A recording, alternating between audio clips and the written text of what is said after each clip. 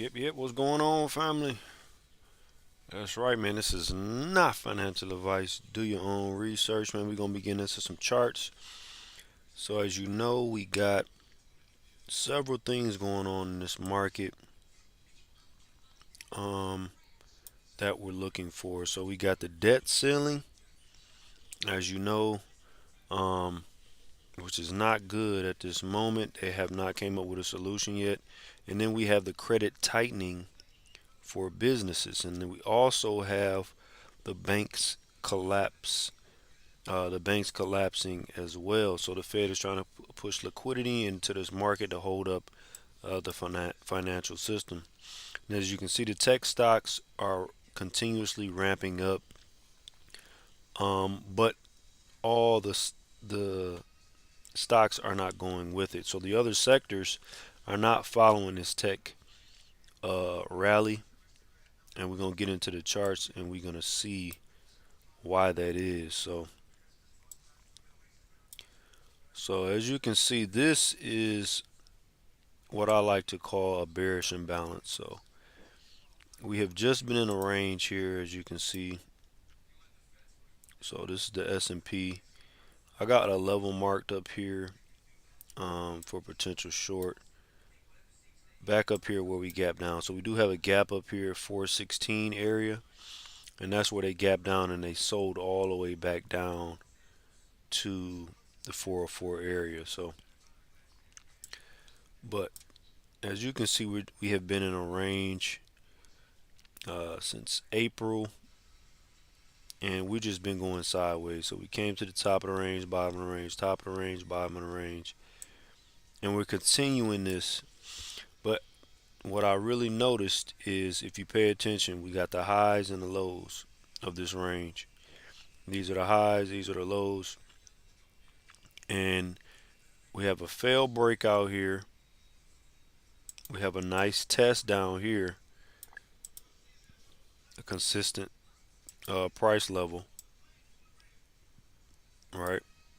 Consistent price level where market bounced, and then we failed to get back up here to these highs. So we've gotten stuck, and this is a bearish imbalance. So this is the key level here, this 410 level. So if we lose this level, the next target is definitely the back down to 405. So that's what I'm waiting for. It will be a huge move down, but right now they're holding the support. But the reason why it's a bearish imbalance because they cannot get back up to test these highs. So they have frozen here at this 414 level and made a double top with a series of lower highs. So then now we're starting a downtrend.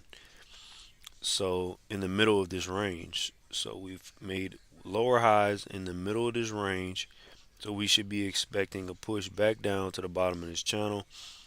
And if we take out these lows, a close beneath these lows, you should expect a move back down to this 405 area. So we have many Feds talking tomorrow. So this could create a lot of volatility, and we could get this push down that we've been expecting. This looks like price exhaustion here. Um, Even though on the Nasdaq we still look bullish. So the Nasdaq or the Qs, we still look pretty bullish. Still making a series of higher lows. We back testing all the supports, but we are a little overextended. So you kind of zoom out, you can see that we're overextended, even though we're making higher lows. We're a little overextended. All the moving averages um, are beneath, especially on the daily time frame. We're just way overextended at this point. So we should be able to come back down somewhere in this area, which is where the gap fill is around here, this 312 area, to get their legs if they're going to go higher. But if they continue to push up, expect this area to be sold because this is price exhaustion. So we've cleared this level, and now we've come back up to the major area that we've sold off, which created this huge down move all the way back down to 260. So just be prepared somewhere in this area, in this region. If we see some rejection, expect a huge move down. But right now, as you can see, we still look bullish, but this price is getting overextended, man. We're way overextended at this point, and we need to pull back. So we'll see what happens tomorrow. Hopefully, we get some good setups tomorrow in this market. I will be trading as well. So I'm gonna kind of check up the Russell here. And why I particularly like this because it kind of shows the strength of the economy. And as you can see, if we zoom out, we have some gaps to fill on the downside. We never filled it. We just kind of filled this gap. Now we've a series of lower highs at the bottom of the range. We can't come back up to the top. So as you can see, we are weak. So prices has been consolidating since March all the way till now. So a little over 2 months, this price has been consolidating. So I'm expecting a push back down because all the moving averages are rolling over. We should get a retest of the 52-week lows down here at 162. So that's what I'm expecting.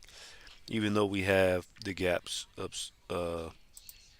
above, the market just the economy is not looking well at this point. So that's what I'm expecting.